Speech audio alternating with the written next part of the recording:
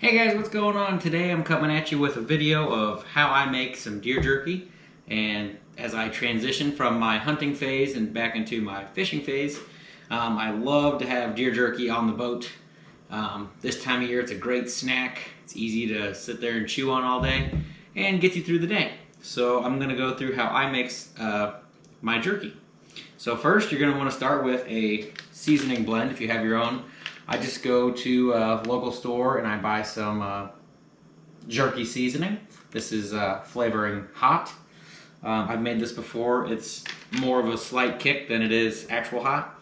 But if you're looking to add spice, red pepper flakes is what you're going to want to add. And you can control how much you want, and the more you add, the spicier it'll be. But I'm not going to in today's batch.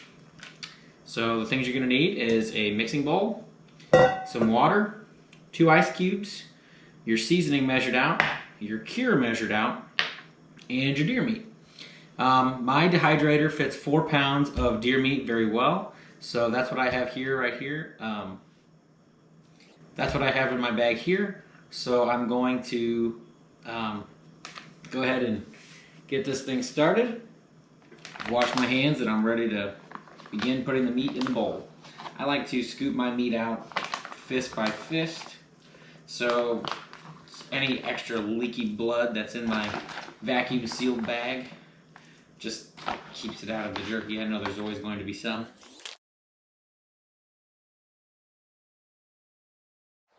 Okay, next you're going to slide that to the side, and we're going to come over to our water.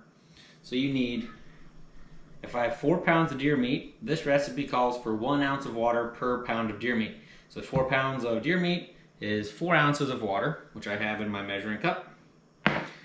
And first, I'm going to grab my cure and dump it in.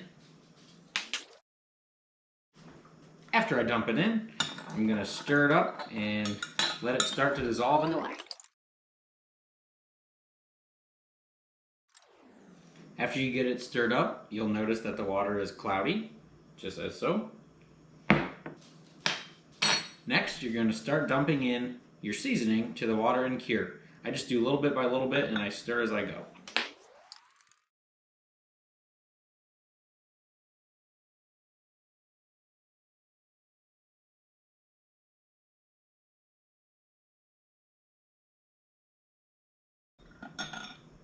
Okay, after you stir all the seasoning into the 4 ounces of water, it's going to seem like a lot, but it does mix well. There's no clumps or anything in the little bit of water. I grab 2 ice cubes from my freezer and I drop them in to make it nice and cold.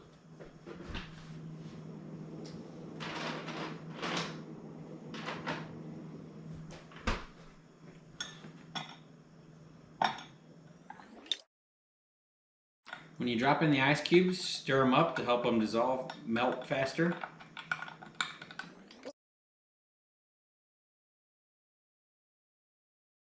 Cubes have completely dissolved. You're going to want to take your phone or a microwave or something with a timer, or just keep track of time, and set a timer for 4 minutes. Dump in the seasoning with the meat and go to town.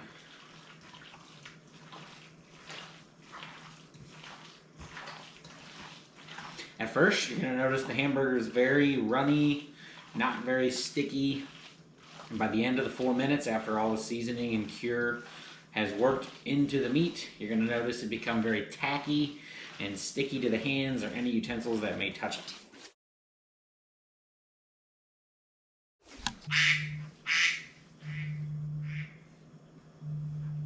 And there's my timer. So, I'm done mixing. As you can see, it's really starting to stick to my hands. It's got a much better texture than when it started as ground deer burger.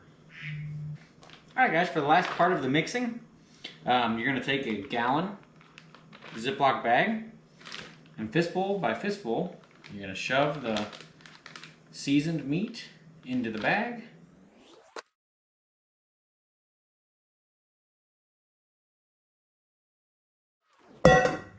For storage purposes, I like to zip almost all the bag over, kind of get the air out and flatten the meat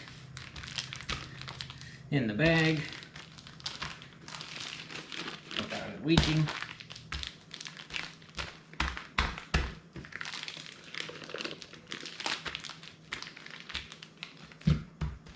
It's just how I like to do it. I'm done. Zip it up. And this will cure in my fridge for 24 hours. And in 24 hours, we'll get to the jerky gun. Alright guys, it's been 24 hours now, so I'm going to go ahead and take my jerky out of the fridge. It's been curing. It's nice and stiff and firm. And I'm going to get ready to place it in my jerky cannon here. And I like to use the flat strip jerky adapter piece. And it's just real easy, just screws on your cannon. Tighten it down. This back end you open up.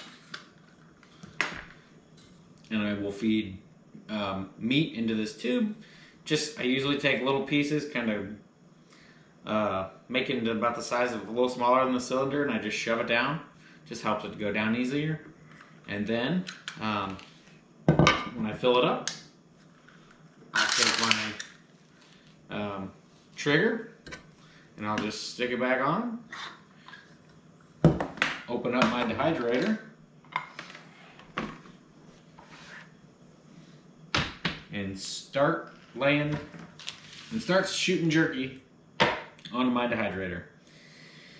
This is just a basic dehydrator. I believe we got it from Bass Pro quite a while ago. Works pretty great. There's just one setting. You just flip on and it dehydrates. And I always dehydrate in a spot that I don't mind smelling like deer, because it will stink up a house if you were to do it in your kitchen. Your wife or other members of your family may be bothered by it. So I cook mine in my garage, and I will say it's important to pay attention to temperature. If you cook in your garage like me, and it gets really cold at night, down to freezing, sometimes a batch, I like to do my batches for about 8 hours in this dehydrator. If it's really cold, you're gonna probably want to do 9 to 9.5 hours, but vice versa, if you're making jerky and it's really hot or warm, you might want to only do your jerky for 7 hours, maybe 7.5 hours, depending on if you like tougher jerky or a little softer jerky. It's all just things that you play with and learn over time. So I'm gonna get this going and get this ready to be plugged in. We'll do 8 hours on it, and we'll see how it goes.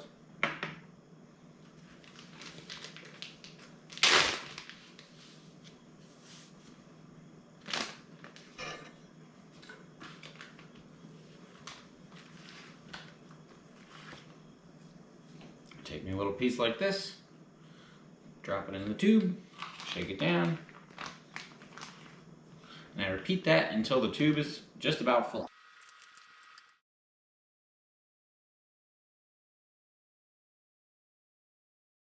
Now I will say it does not matter at all.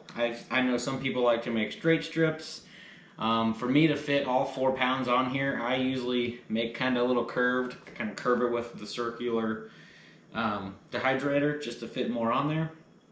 Do what you like. If you want real long strips, you can make them real long.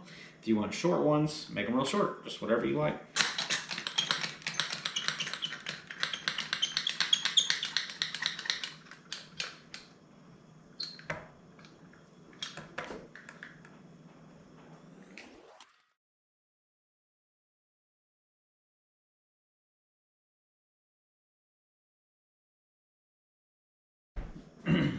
Okay guys, a little tip here: when you get down to the end of your jerky and your cannon can squirt no more, you're going to have just a little bit left over in the strip piece that I don't like to waste. So I'll just kind of do this part by finger.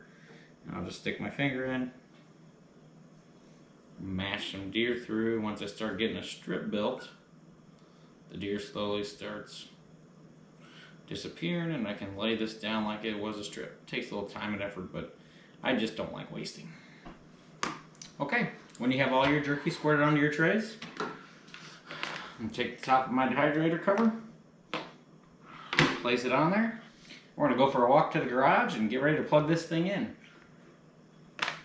It is just about a little after 1:45, so I'm gonna cook this for 8 hours and we'll see how we do. I'm good to plug my jerky in. My dehydrator. Scoot that back, and all I gotta do is hit the on button. You can hear it running. We'll check back in 8 hours. We should have some good, nicely cooked jerky. Alright guys, it has been 8 hours and we are hitting the switch. We're gonna see what we got under the hood. First glance, looks good. Actually feels just a touch soft. May have to put it back on for a little longer.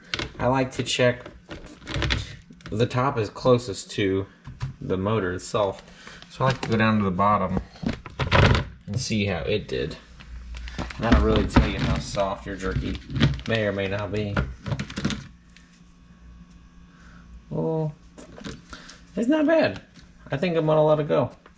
So we have completed jerky that's ready to go in my bag. And since it's 10 o'clock, I'm ready for bed. So I'm gonna put this in the bag and let it sit overnight. It'll harden a little bit as air hits it. And that should do it for the jerky. If you don't deer hunt, or if you haven't had any success this year deer hunting, beef will work just as good. Just a great snack to have around, and a good snack to have on the boat when you're fishing. So thanks again for watching. Stay tuned for more videos.